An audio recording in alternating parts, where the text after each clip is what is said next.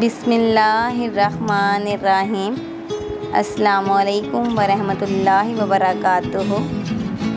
شیخ الاسلام ڈاکٹر اسرار احمد کہتے ہیں، توحید پر اتنے پکے رہو کہ لوگ تمہیں اہل حدیث سمجھنے لگیں۔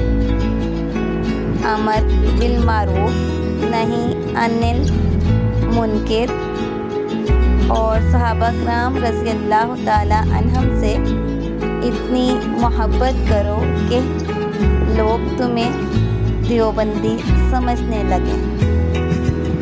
عشق رسول صلی اللہ علیہ وآلہ وسلم اتنا دل و زبان نو عمل میں رکھو کہ لوگ تمہیں بریلوی سمجھنے لگیں، اور اہل بیت سے اتنی شدید محبت رکھو کہ لوگ تمہیں اہل تشیع سمجھنے لگیں۔